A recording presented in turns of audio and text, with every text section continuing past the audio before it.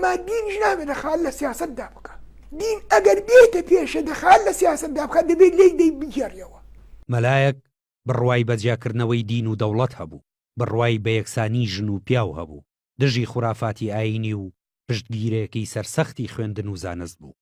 ژن ئەلئان دەبێت وەک پیا و حسەیبی بۆ بکەی.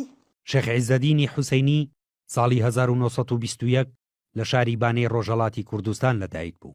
بەهۆی نەبوونی قوتابخانەوە سەرەتا لای شێخ ساڵحی باوکی دەخوێنێت و لە ساڵەکانی 1938 بۆ 1941 دەچێتە چەندین شار و ناوچەی جیاواز بۆ خوێندن. ساڵی 1942 دەچێتە ناوچەی موکریان. لە موکریان شێخ عیزەدین دەچێتە کایی سیاسیەوە و ساڵی 1943 لە بۆکان بووە ئەندامی کۆمەڵی ژێکاف و ناوی نهێنی هەوێنی وەرگرت. ساڵی 1948 ئیجازەی ئیفتا و تەدریس وەردەگرێت و دەبێتە مەلا و مامۆستا. لە ساڵەکانی 1950 بۆ 1953 بزوتنەوەی جوتیاران لە موکریاندا بەهێز دەبێت و مامۆستاش پشتیوانیان لێ دەکات و بەهۆیەوە ئاغاکانی ناوچەکە دەری دەکەن. ساڵی 1958 بووە مامۆستای قوتابخانی زانستە ئاینیەکان لە مەهاباد. لەگەڵ وتنەوەی وانەی ئاینی بەردەوام قوتابیەکانی بە مێژووی کورد و خەباتەکەی لە پێنەو ئازادیدا ئاشنا دەکرد. بەهۆیەوە ساڵی 1968 دوای ئەوەی بوو بە وتاربێژ لە مەهاباد بۆ ماوەیەک دەستگیر کرا. ڕۆژی 7 شەشی 1970 لە ڕێوڕەسمی بە خاکسپاردنی عەزیز یوسفیدا لە مەهاباد مامۆستا وتارێکی پێشکەش کرد کە بووە دەستپێکی بزوتنەوەی جەماوەری خەڵکی کوردستان لە دژی دەسەڵاتی شای ئێران. چەند مانگێک دواتر بووە سەرۆکی شورای شاری مەهاباد.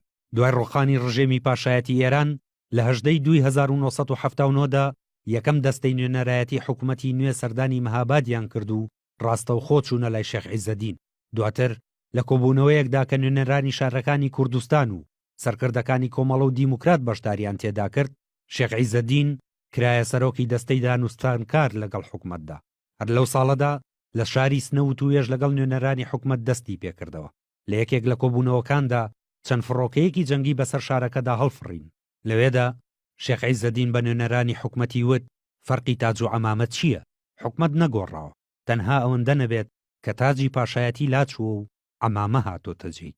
لە 26 سەی 1970دا شێخ عیزەدین ڕایگەیاند لەبەرەوەی ناوەڕۆکی کۆماری ئیسلامی نادیارە بەشداری لەو ڕێفراندۆمەدا ناکات کە لەسەر کۆماری ئیسلامی ڕێکخرا بوو.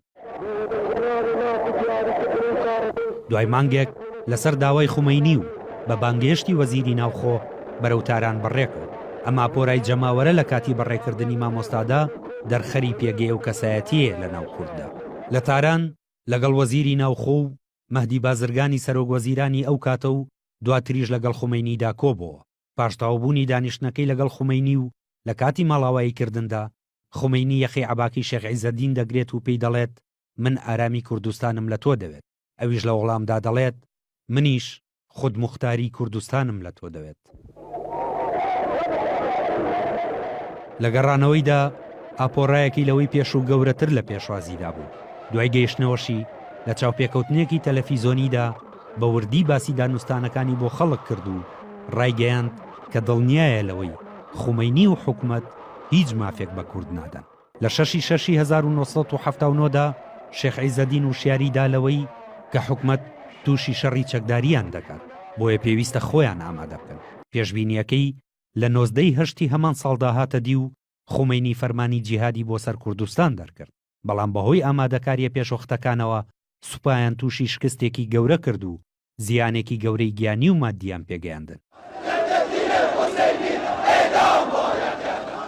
لە کاتی بردنەوەی تەرمەکاندا بۆ تاران حکوومەت بەرپرسیارەتی تێکشکانی دانوستانەکان و دروستبوونی شەڕی خستە ئەستۆی شێخ عیزەدین، بۆیە خۆپشاندانێکی گەورەی لە دژی ڕێکخست کە تیایدا خۆپشاندەران داوای لە سێدارەدانی شێخ عیزەدینیان دەکرد. حکوومەت دوای شکستێنانی لە شەڕەکەدا دووبارە داوای دانوستانی کردەوە. کۆبوونەوەکان دەستیان پێکردەوە و تا کۆتایی ساڵ بەردەوام بوون، بەڵام هیچ ئەنجامێکیان نەبوو. دوا بەدوای ئەوە شێخ عیزەدین گرنگیدا بەکاری دیپلۆماسی و هەوڵیدا دەنگی کورد بە دەرەوە بگێنێت.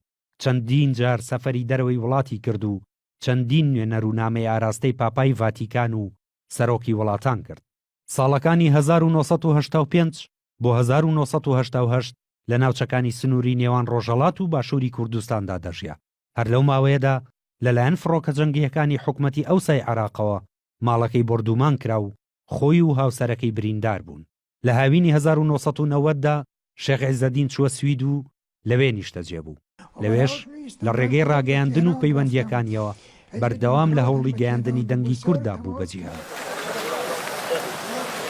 ڕۆژی 10/2/2011 لە شاری ئۆپسالای سوید کۆچی دوایی کرد و ڕۆژی 16 ئەو مانگە تەرمەکەی هێنرایەوە سلێمانی و ڕۆژی دواتر لە ڕێوڕەسمێکدا لە گردی سەیوان بە خاک سپێردرا.